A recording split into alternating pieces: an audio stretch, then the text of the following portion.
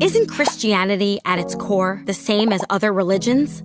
If you could put it in a pot and boil it down, wouldn't the remainder smell, look, and taste the same as Judaism, Islam, Buddhism, Hinduism, and the rest? What is religion?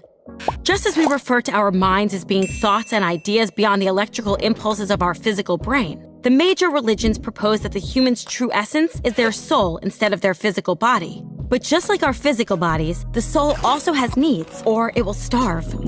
Each religion proposes to be a guidebook of that spiritual plane that helps lead our starving souls to soul bread. Aren't these guidebooks all the same? The historical Jesus of Nazareth told a story about a father, 2 sons, and a family business. It was custom that the sons would split the business when their father died. But the younger son said to his father, "I can't wait for you to die. Give me my money now." Seeing his son's true heart, the father gave it up to him. The son turned his back to his family and hit the road. Far away, he partied like an animal, eating and drinking and paying prostitutes, until suddenly his pockets were empty. In desperation, he found a job feeding pigs. But the country's economy crashed, and he couldn't even make enough to feed himself.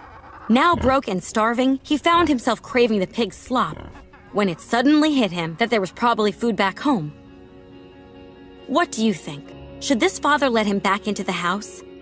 As long as the son works hard to pay his father back, then he should be able to get a place at the family table again, right? Let's see how Jesus ended this story. The son decided to return, admit his wrong, and ask his father for a minimum wage job. But still a ways from home, his father spotted him and ran out to him and wrapped him in a bear hug. Remorseful, the son began his plea. "Dad, you shouldn't even call me your son anymore." But the father put a fine robe on him and a ring with a family crest. He told his workers, "Get the best meat and prepare a welcome home feast, for this son of mine was dead and has come to life again. He was lost and has been found." Although Jesus told this as a story, he was actually presenting his view of the truth. In the story, the Father represents God. So is Jesus seriously teaching that God forgives selfish gluttons before they've repaid their wrongs against him and others?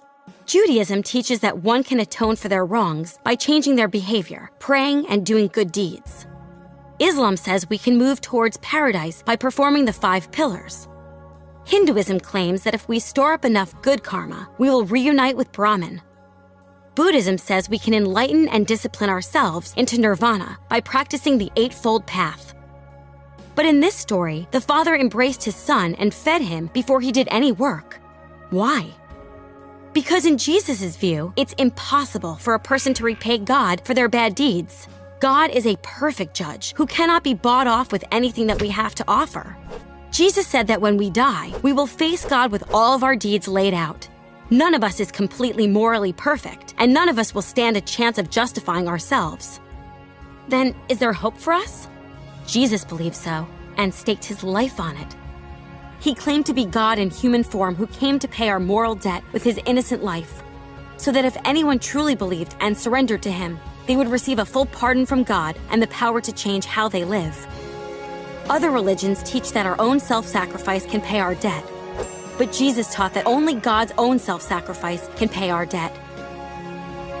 All other religious founders claim to be guides to lead our starving souls to bread. Jesus claimed to be the bread our souls starve for.